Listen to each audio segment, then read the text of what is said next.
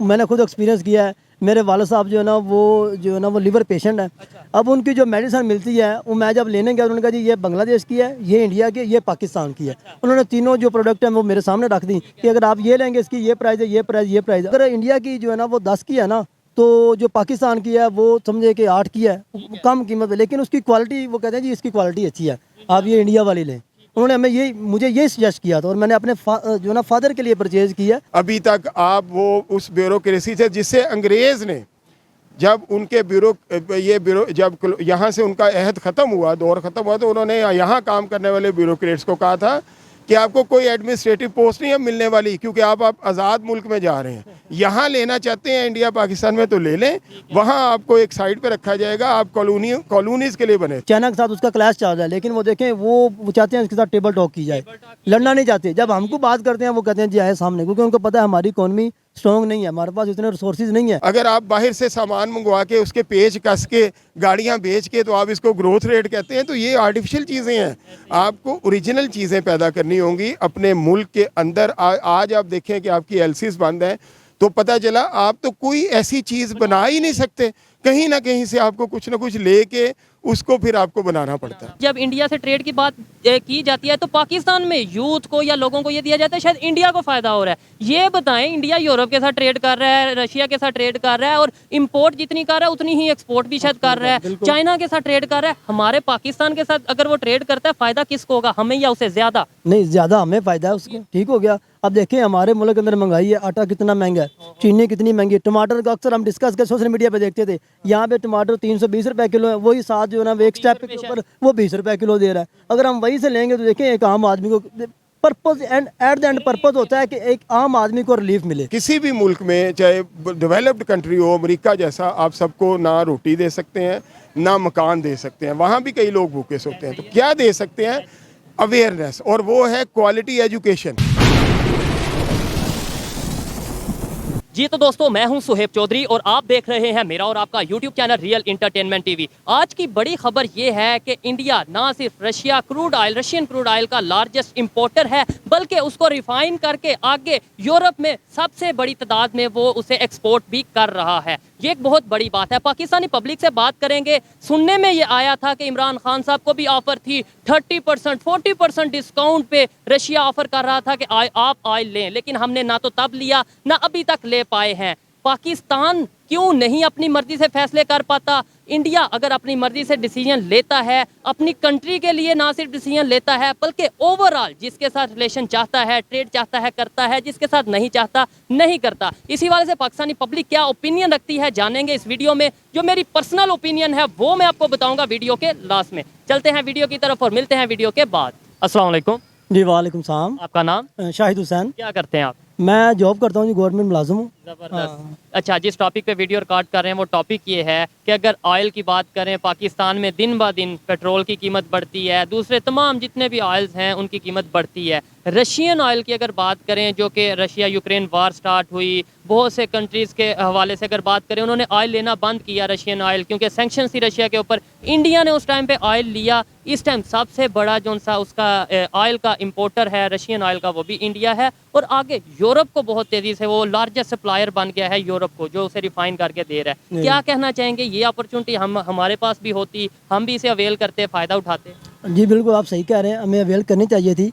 अगर हम इस अपॉर्चुनिटी को अवेल करते तो एक आम तबका है उसको बड़ा रिलीफ मिलता। ठीक है, हमने ये अपॉर्चुनिटी इसलिए अवेल नहीं की, एक तो हमारे ऊपर सैंक्शंस होती हैं अमेरिका की तरफ से, हमें परमिशन लेना पड़ती है, क्योंकि हम इतनी जो हमारी जो इकोनॉमी है वो जो है ना वो डिपेंडेंट है लोग बाकी कंट्री अमेरिका से परमिशन क्यों? पाकिस्तान एक आज़ाद मुल्क नहीं है? देखिए हमारी जो फॉरेन पॉलिसी है वो जो है ना वो डिपेंडेंट है। ठीक है, वो इंडिपेंडेंट नहीं है। ठीक है, अमेरिका से, क्योंकि ये एक इंटरनेशनल मार्केट की एक चेन होती है।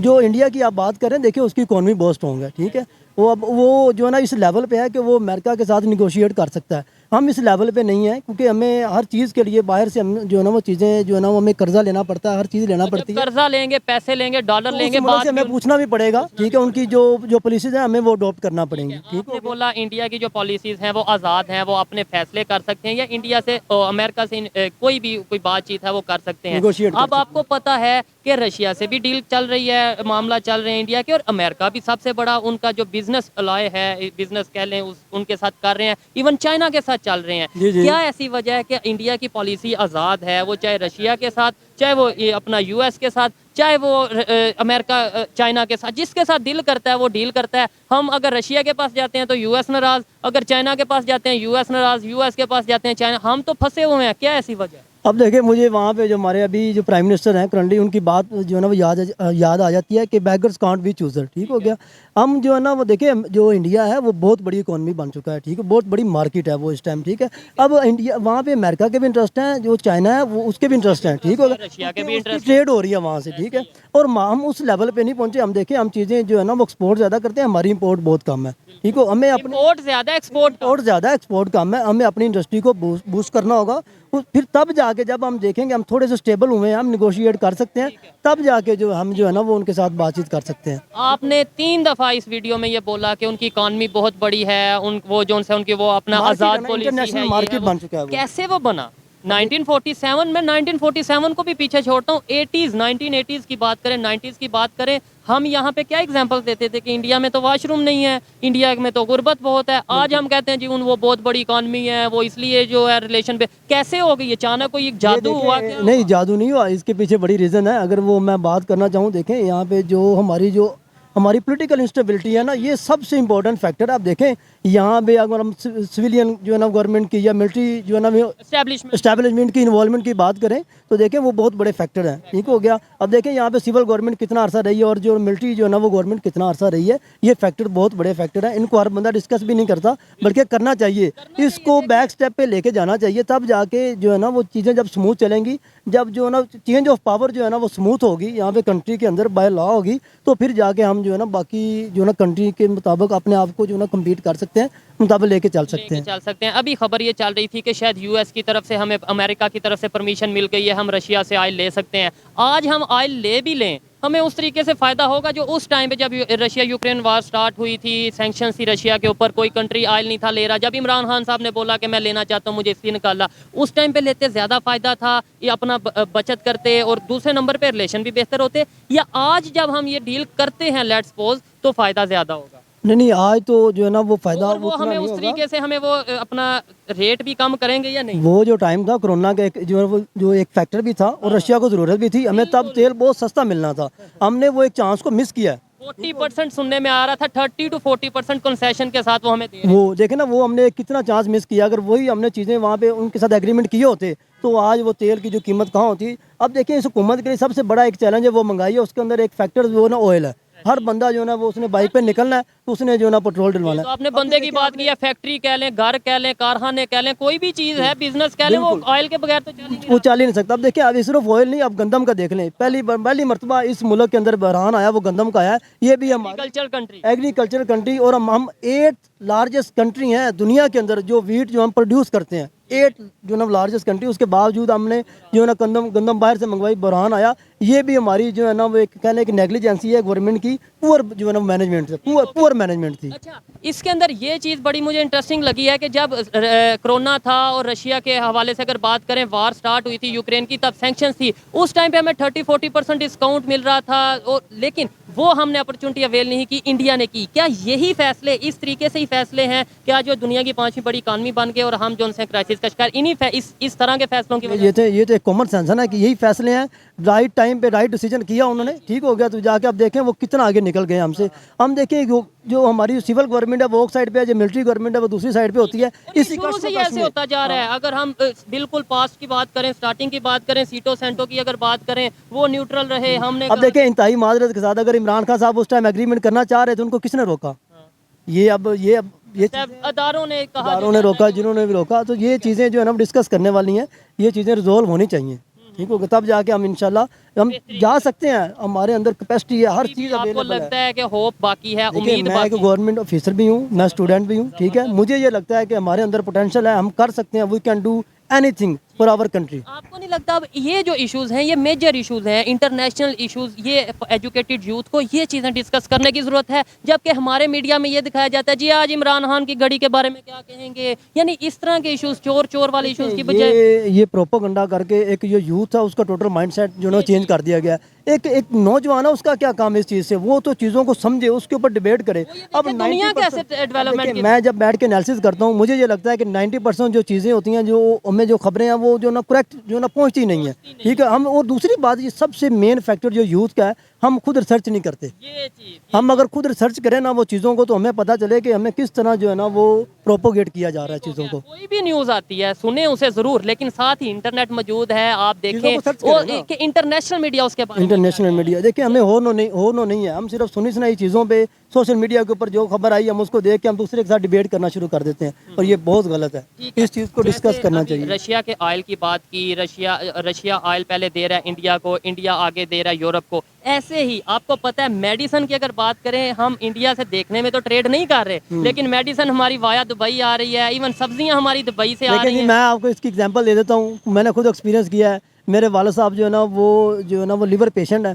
अब उनकी जो मेडिसिन मिलती है वो मैं जब लेने गया, उन्होंने कहा जी ये बांग्लादेश की है, ये इंडिया की है, ये पाकिस्तान की है। उन्होंने तीनों जो प्रोडक्ट है वो मेरे सामने रख दी कि अगर आप ये लेंगे इसकी ये प्राइस है, ये प्राइस, ये प्राइस है। अब वो डिफरेंस थोड़ा प्राइस का बताएं, थोड़ी अब इंटरेस्टिंग देखें, जो बांग्लादेश की थी, वो पाकिस्तान की थी, रफली आइडिया वो अगर 10 की उनमें वो अगर इंडिया की जो है ना वो 10 की है ना, तो जो पाकिस्तान की है वो समझे कि 8 की है, कम कीमत पे, लेकिन उसकी क्वालिटी वो कहते हैं जी इसकी क्वालिटी अच्छी है, आप ये इंडिया वाली लें। उन्होंने मुझे ये सजेस्ट किया था, और मैंने अपने जो ना फादर के लिए परचेज किया। उसके बाद मेरे पास अभी मोबाइल में भी उसकी पर्ची है। पर्ची मौजूद है, ठीक है। अब ये चीज़ एक वाजे होती है कि इन्होंने बोला कि पाकिस्तानी 8 रुपए की और इंडिया वाली 10 रुपए की मिल रही थी। वो 10 रुपए की भी इस वजह से मिल रही थी, वो दुबई के थ्रू आ रही है। डायरेक्ट अगर ट्रेड हो तो हमारी क्या पता वो 6 रुपए में मिलती। देखिए, अगर मैं आपको एक एग्जांपल दे देता हूँ, ये बात तो की जाती है कि बाजवा डॉक्ट्राइन की। जब यहाँ पे हमारी नेशनल सिक्योरिटी की मीटिंग हुई थी, उसमें एक चीज़ बाजवा साहब ने डिस्कस की थी कि अगर हम तरक्की करना चाहते हैं, अगर हम एक जो ना स्ट्रॉन्ग नेशन बनना चाहते हैं, तो हमें 100 साल इंडिया के साथ जंग नहीं करनी चाहिए। कभी नहीं करनी चाहिए क्या? इसका मतलब ये है कि हम 100 साल बाद करेंगे। अब देखें उसकी नवाज शरीफ, नहीं बात कर रहा हूँ कि अपने आप को स्ट्रॉन्ग करने के लिए। अब नवाज शरीफ साहब की जो पॉलिसी यही होती है कि ट्रेड की जाए इंडिया के साथ।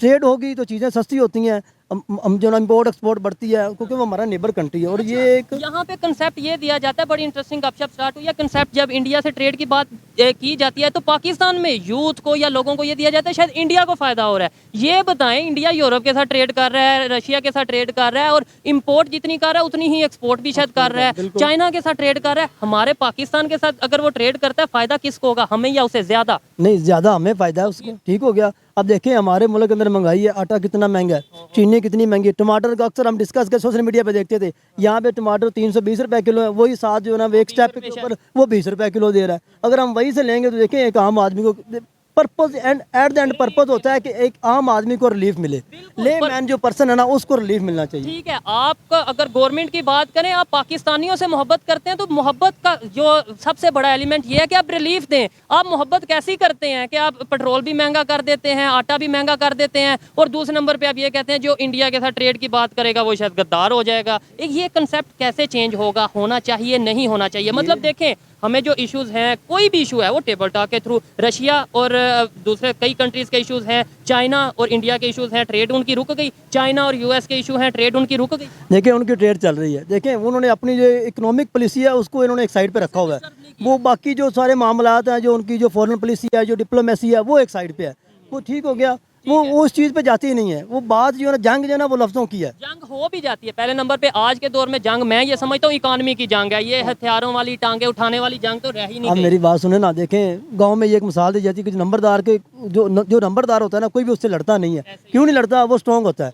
अब देखें ये दुनिया ग्लोबल वर्ल्ड है, ग्लोबल विलेज है बल्कि। अब देखें, अब चाइना के साथ क्यों नहीं इंडिया, जो अमेरिका है उसके साथ क्यों नहीं लड़ सकता? अब हमारे नेबर कंट्री इंडिया, उसके साथ चाइना के साथ उसका क्लैश चल रहा है, लेकिन वो देखें वो चाहते हैं इसके साथ टेबल टॉक की जाए, लड़ना नहीं चाहते। जब हमको बात करते हैं वो कहते हैं जी आए सामने, क्योंकि उनको पता है हमारी इकोनॉमी स्ट्रॉन्ग नहीं है, हमारे पास इतने रिसोर्सेज नहीं है। नहीं, अगर वो तो चाइना भी आज अभी इंडिया शायद इतना स्ट्रांग होता जा रहा है कि चाइना भी अगर दूसरे तरीके से, मतलब अगर बॉर्डर पे आके वो कोई वायलेशन करता है तो इंडिया वाले उसमें भी सीधे हो जाते हैं। रिसेंटली हमने वीडियो देखी होगी। ग्रेजुअली अपने आप को जो है ना वो प्रमोट कर रहे हैं, वो इम्प्रूव कर रहे हैं ना चीज़ों को। क्यों कर रहे हैं? उन्होंने अपनी एक पॉलिसी ऐसी सेट कर ली है अगले 20 साल की 30 साल की हमने अपने आप को इस लेवल तक लेके जाना है।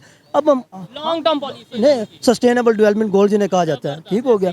अब देखिए हम भी कर सकते हैं अगर हम अपनी पॉलिसी सेट करेंगे, लेकिन ये तब होगा मेरे भाई, आप भी देखिए जितने यूथ हैं उसको समझना चाहिए, ये तब होगा जब हमारे मुल्क के अंदर पॉलिटिकल स्टेबिलिटी होगी और ये जो पावर गेम है ना ये खत्म होगी। ये जो सारी कशमकश चल रही है ये पावर गेम की चल रही है। पावर का बैलेंस होगा। पावर ऐसी यूथ, ऐसे स्टूडेंट्स, ऐसे गवर्नमेंट ऑफिसर सामने क्यों नहीं आते? क्योंकि पाकिस्तान में मौजूद तो है, नो डाउट, कहीं ना कहीं पाकिस्तान का दर्द रखने वाले लोग, पाकिस्तान का बेहतर सोचने वाले लोग, पॉजिटिव सोच रखने वाले लोग और रिलेशंस पूरी दुनिया में बेहतर करने वाले लोग मौजूद हैं, लेकिन इन्हें सामने नहीं लाया जाता। और इस तरीके से क्या आप समझते हैं, आप जो गवर्नमेंट के जो एम्प्लॉय हैं, आपको लगता है कि गवर्नमेंट अपने तरीके से काम कर रही है जैसे करना चाहिए कोई भी डिपार्टमेंट? नहीं, गवर्नमेंट काम कर रही है। जो देखें ये जो चीज़ें होती है ना, जो हमारे जैसे ऑफिसर्स होते हैं, नहीं ये अपने लेवल पे काम करते रहते हैं।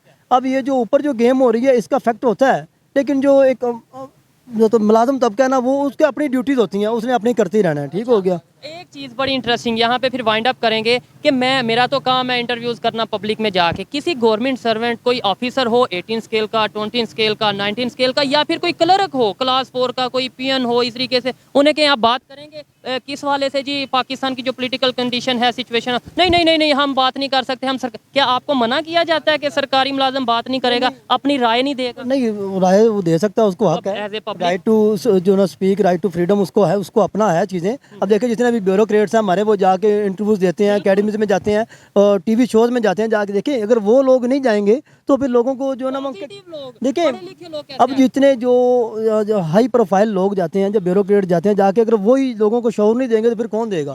उनको जाना चाहिए, बोलना चाहिए, उनका हक है, बल्कि वो लोगों को बताएं कि ये this is right and this is wrong, this is right and this is wrong. ये बहुत अच्छी चीज़ है और इनसे बात करके पर्सनली बहुत अच्छा लगा, एक एनर्जी मिली कि पाकिस्तान में ऐसी यूथ भी मौजूद है। बहुत शुक्रिया आपके टाइम का। Thank you so much, you most welcome. जी, तो इस टाइम हमारे पास दिलावर चौधरी साहब मौजूद हैं जो कि चीफ न्यूज़ एडिटर हैं पाकिस्तान के एक बहुत बड़े अदारे नवाए वक्त के। इनसे बात करेंगे कि क्या कहते हैं, इनके क्या ख्यालात हैं इस हवाले से। अस्सलाम वालेकुम। वालेकुम अस्सलाम। दिलावर साहब, मुझे ये बताएं, ख़बरों के ऊपर आपकी काफ़ी गहरी नज़र रहती है डेफिनेटली। अभी रशिया से ऑयल के मामले में जो अभी पेशरफ्त आई है, नई जो सी अभी खबर आई है वो ये है कि शायद पाकिस्तान रशिया से ऑयल लेने जा रहा है। पहले तो ये बताएं, अब अगर हम ऑयल लेते भी हैं क्या हमें उस तरीके से डिस्काउंट रेट पे मिलेगा जब पहले हमें ऑफर आई थी इमरान खान के टाइम पे कि 30-40% डिस्काउंट पे? देखें, पहली बात तो ये है कि इस बात का कोई एविडेंस नहीं है कि इमरान खान के दौर में कोई ऑफ़र आई थी या नहीं आई थी, लेकिन उस वक्त की सूरत हाल थी, वो उस वक्त चूँकि यूक्रेन वॉर अभी शुरू हुई थी और रशियन जो है वो ऑयल पे जो रशियंस पे बड़ी पाबंदियां लग गई थी, सैंक्शंस लगी थी और उनके लिए बड़ी प्रॉब्लम हो रही थी। इसलिए फिर उन्होंने बड़ी चीप रेट्स पे ऑफ़र्स की जो कि बड़े बड़े मुल्कों ने कबूल कर ली, जिनमें इंडिया भी शामिल है। और हम देखते रह गए। हम क्यों देखते रह गए? हमारी ख़राबियों की एक बड़ी वजह जो है ना वो मुनीर नियाज़ी साहब की उस नज़म में शामिल है कि किसी को मनाना हो या रूठ जाना हो, मैं अक्सर देर कर देता हूँ। हमारी 75 साल तारीख जो है ना उसमें हमने अच्छे अच्छे फैसलों में देर ही की है। नहीं चौधरी साहब, उसमें ये भी चीज़ आती है कि शायद फैसला हम तब भी करना चाहते थे, एक लोगों का जो परसेप्शन है लोगों के माइंड में, लेकिन हमें यूएस की तरफ से फैसला नहीं करने दिया गया, इसमें भी कोई सच है। सेकेंडली इंडिया की आपने बात की, इंडिया ने उस टाइम में फैसला किया। आज अभी खबर ये है कि इंडिया ना सिर्फ रशिया से बड़ी तादाद में, सबसे ज़्यादा तादाद में ऑयल ले रहा है, बल्कि उसे रिफाइन करके आगे यूरोप को दे रहा है। यूरोप को दे रहा है और इन बल्क दे रहा है। हो ये रहा है कि इस वक्त एक बनी हुई है इक्वेशन, वो इस तरह है कि इंडिया लेता है रशिया से तेल, उसको रिफाइन करता है और पूरे यूरोप को वही तेल जो है वो अपने रेट्स पे प्रॉफिट कमा रहा है। मैंने ये जो बात की ना, ये तो 75 साल की हमारी तारीख है ना, देर कर देता हूँ। दूसरी बात ये है कि जब एक तो बात ये है कि आपने सुना होगा इंटरनेशनल इस्टेब्लिशमेंट का कॉन्सेप्ट, बहुत हम डीपली उसके जो है वो उसके फैसलों के तहत रहे हैं हमेशा, इसमें कोई शक नहीं है कि हमने इंटरनेशनल एस्टेब्लिशमेंट इंडिया के लिए नहीं। देखें, वही ना, मैं उसी तरफ आ रहा हूँ। देखें, इंटरनेशनल इस्टेब्लिशमेंट इंडिया के लिए है या नहीं है, एक लाइन में अगर इसका जवाब सुनना चाहते हैं तो वो ये है कि इंडियन रिजर्व जो है, फॉरेन रिजर्व जो है वो 520 बिलियन डॉलर से भी ज़्यादा है, 600 से भी प्लस हो और चुके हैं। आपके जो है वो माइनस में है।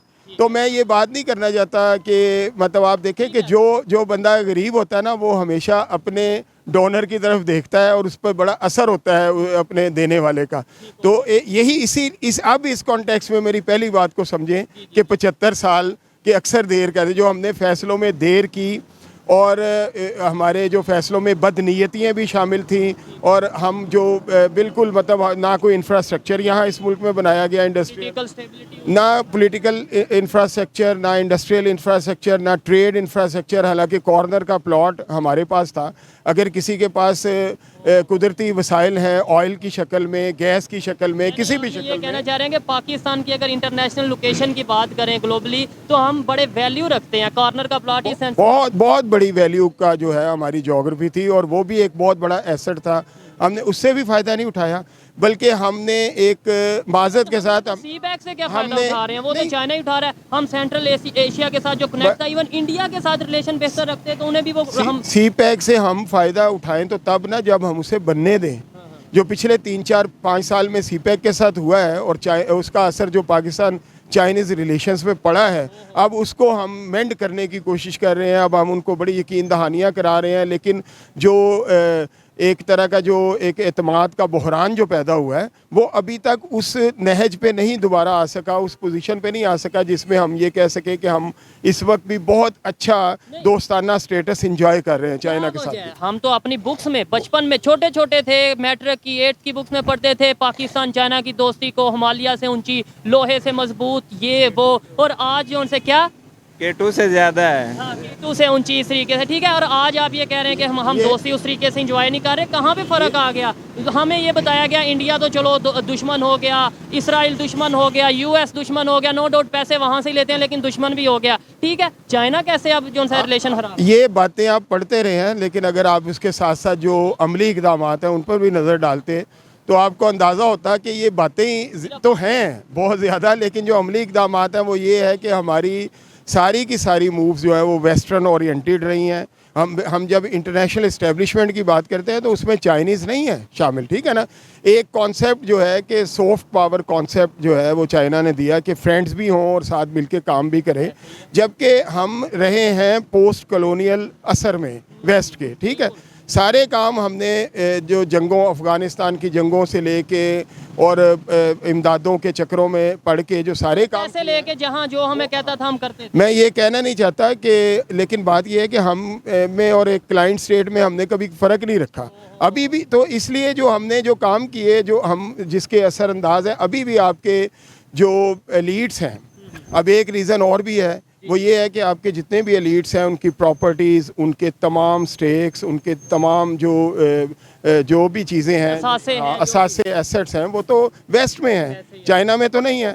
एक मसला ये भी उनको जब वो फैसला करते होंगे डिसीजन मेकिंग में, एक बहुत बड़ा ये भी आता होगा, जाहिर है अगर आवाम का ख्याल रखा जाता तो मेरा ख्याल है इस तरह की इन फाइटिंग ना देखते। ना सिर्फ ऑयल लिया, एक ऑयल की बात नहीं है, ना सिर्फ ऑयल लिया जाता बल्कि हर फैसले बर वक्त किए जाते और मुल्क को सामने रख के किए जाते। जैसे इंडिया अपने फैसले टाइम पे करता है, अपने लोगों के लिए करता है, कौन सा ऐसा दिन आएगा और कैसे ऐसा दिन आएगा कि जो हमारे फैसले होंगे वो भी, ये जो पब्लिक खड़ी है, देखें आप अच्छी बात कर रहे हैं, लोग खड़े होकर सुन रहे हैं, ऐसे ये बात लॉजिकल बात, ऑथेंटिक बात जब स्पीकर पे की जाएगी, जब ये बात की जाएगी इंटरनेशनल मीडिया पे, मेन स्ट्रीम मीडिया पे पाकिस्तान के की जाएगी, हमारे पॉलिटिशियंस आके ये ऑथेंटिक बात बताएंगे, क्या लोग नहीं समझेंगे? लेकिन हमें बता दिया जाता है इंडिया दुश्मन, इसराइल दुश्मन, अमेरिका दुश्मन, हम अच्छे वो बुरे। बात ये है कि ये फैसला कब होगा या ये चीज़ें कब होगी, ये चेंज उस वक्त आएगी जब the real sons of the soil पैदा होंगे, इस मिट्टी के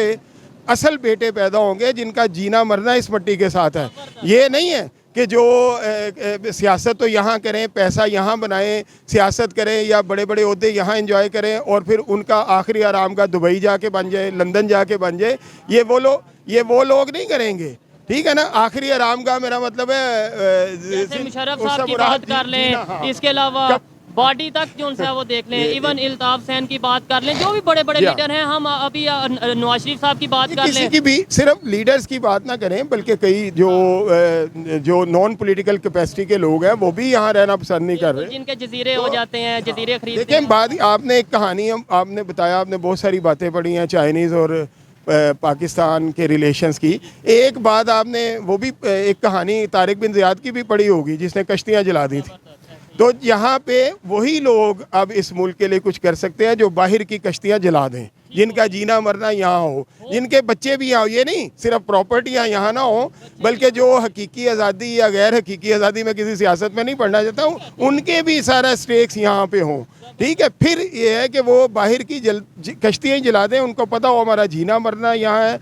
अगर खुदा ना खास्ता इस मुल्क को कुछ हुआ तो हम भी डूबेंगे और सब डूबेंगे, इसलिए साथ जीना है, साथ मरना। पाकिस्तान को बचाना है। एक सवाल है, आप बड़े अवेयरनेस रखते हैं, खबरों पे बड़ी नज़र रखते हैं, और आपको ये भी पता है कि पाकिस्तान में रहते हुए इंडिया की तारीफ थोड़ी, कोई चाहे अप्रिशिएट कह लें, तारीफ नहीं, अप्रिशिएट करना कितना महंगा पड़ सकता है। आपसे थोड़ा तल्ख सा सवाल करते हैं कि क्या जैसे इंडिया अपनी पॉलिसीज़ बना रहा है, क्या हमें फॉलो करना चाहिए इंडिया को या नहीं करना? देखें, बात यह है कि सबसे पहले तो आपको उन पॉलिसीज़ को फॉलो करना चाहिए जिनकी बुनियाद पे सेल्फ रिलायंस हासिल होती है।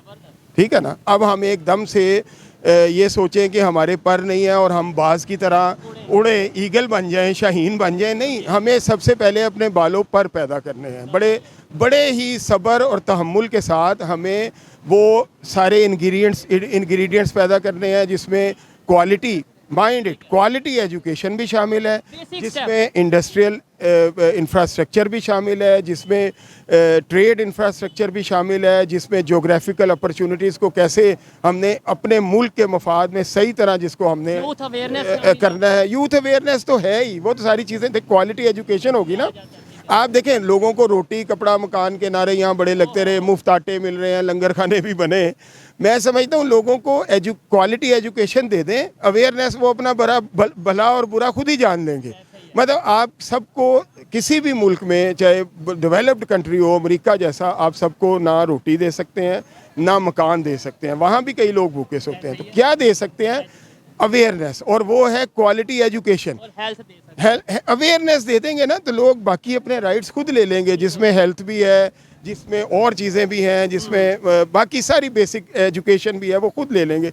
जब उनको आप सबसे पहले तो आप क्वालिटी एजुकेशन की तरफ आएँ, लोगों को एक इमरजेंसी लगाएं। जो बड़ी बातें हमारे कई लीडरों ने भी की, लेकिन जब वो इक़्तिदार में आए तो वो भी वैसे ही साबित हुए। एजुकेशनल इमरजेंसी बिल्कुल क्वालिटी एजुकेशनल, ये नहीं बाबू बनाने वाली नहीं, जो अंग्रेज़ वाली कॉलोनियल नहीं। ठीक है।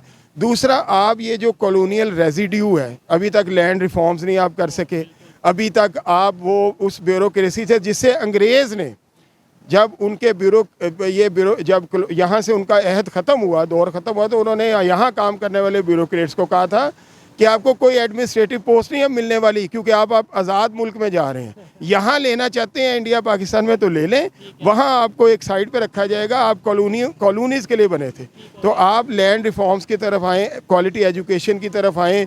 अपने ये जो कॉलोनियल सिस्टम है, जुडिशरी के कॉलोनियल सिस्टम है, अगर बात करें तो हमारी इवन आर्मी में जो रवायात है ब्रिटिश, वो ख़त्म होनी चाहिए। हमारी जुडिशरी में ब्रिटिश रवायात ख़त्म होनी चाहिए।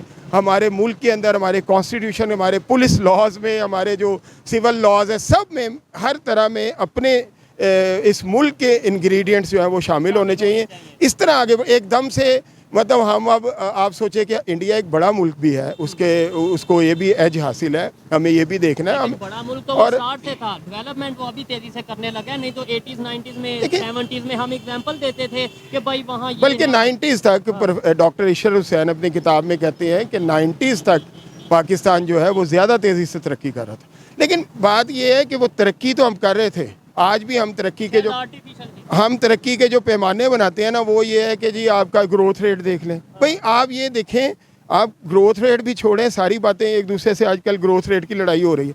मैं कहता हूँ आप ये देखें कि आपका जो बेसिक इंफ्रास्ट्रक्चर है वो बना के नहीं बना। अगर वही नहीं बना, अगर आप बाहर से सामान मंगवा के उसके पेच कस के गाड़ियाँ बेच के तो आप इसको ग्रोथ रेट कहते हैं, तो ये आर्टिफिशियल चीज़ें हैं।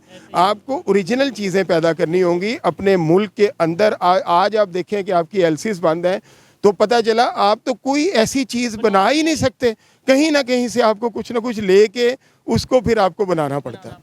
बिल्कुल जी, बहुत अच्छा लगा। दिल तो कर रहा है इनसे मजीद गपशप की जाए, लेकिन ये क्योंकि शॉपिंग के लिए आए हैं, बुक्स वगैरह खरीद रहे हैं, तो इसलिए ज़्यादा टाइम इनका नहीं लेंगे। मैं ये कहना चाहूँगा कि जो पाकिस्तान की यूथ ये खड़ी सुन रही है, 10 मिनट बोले, 10 मिनट ये यहाँ पे खड़े रहे, और यही चीज़ें, यही बातें अगर मेन स्ट्रीम मीडिया पे बताई जाएं, यही बातें अगर हमारे पॉलिटिशियंस बताएं, हमें चोर चोर और घड़ी चोर, भैंस चोर और गाड़ी चोर के जो चक्कर हैं, रोटी कपड़ा मकान के जो नारे हैं, इससे आगे निकल के डेवलपमेंट की बात करें, जो बेसिक हमारा इंफ्रास्ट्रक्चर है उसकी बात करें, बेसिक जो हमने स्टार्टअप लेने हैं उसकी बात करें, तो शायद पाकिस्तान बेहतरी की तरफ आ सकता है। अच्छा लगा आपसे बात करके। ये थी आज की वीडियो, पाकिस्तानी पब्लिक की ओपिनियन, जर्नलिस्ट की ओपिनियन आप तक पहुंचाई है। बहुत शुक्रिया। बहुत शुक्रिया।